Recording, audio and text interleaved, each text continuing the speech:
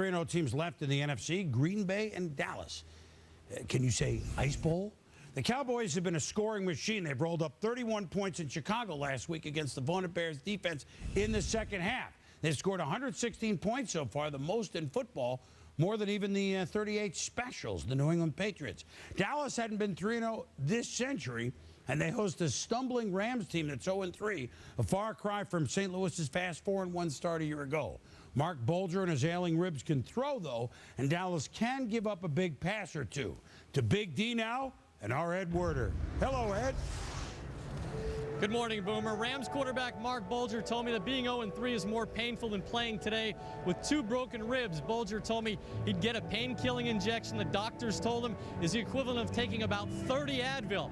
Now, Bulger said that the broken ribs hurt like hell whenever he gets driven to the turf and says it affects his breathing late in games, but he says he can make all the necessary throws. He said, if it comes to that, I'll take myself out of the game. And even with Brian Leonard making his first start for St. Louis at running back, Bulger says he doesn't want the Rams to be conservative trying to protect him. He said, if we play timid and scared, we're going to get our butts kicked. Well, the Cowboys should be able to bring a little more pass rush today. Greg Ellis, the outside linebacker, hasn't played since last November when he tore his Achilles tendon.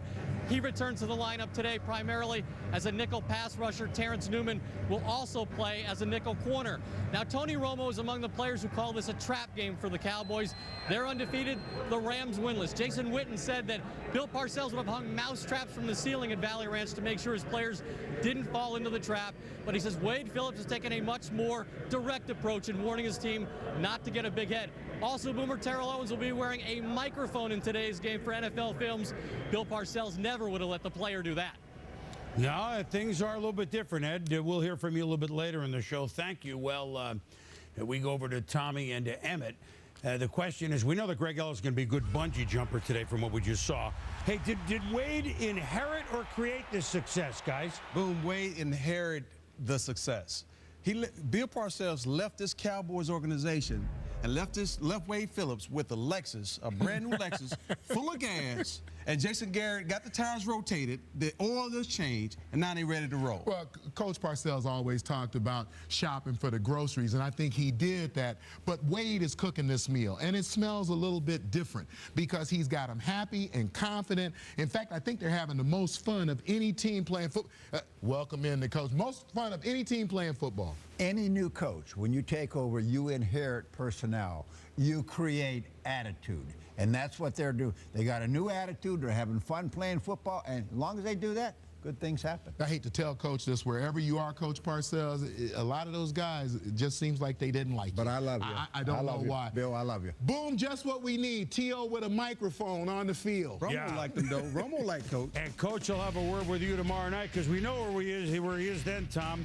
Meanwhile, Tony Romo, matinee idol in Dallas. That story and more coming up on Countdown. The QB TV edition of Sunday NFL Countdown rolls on. Eli Manning or Donovan McNabb? Which QB will get his team back in the hunt today? And Brett Favre on why the fun begins after he throws a touchdown pass. You play as hard as you possibly can, but you enjoy the game. Have some fun doing it. Plus, former Cowboy quarterback legends Roger Staubach and Troy Aikman get Tony Romo ready to handle the pressure of superstardom in the Big D. And it's a pivotal week 4. Who to start and who to sit. And last-minute must-have fantasy advice. Next. Around the League. Brought to you by DirecTV. For the most sports in HD, you have to get DirecTV.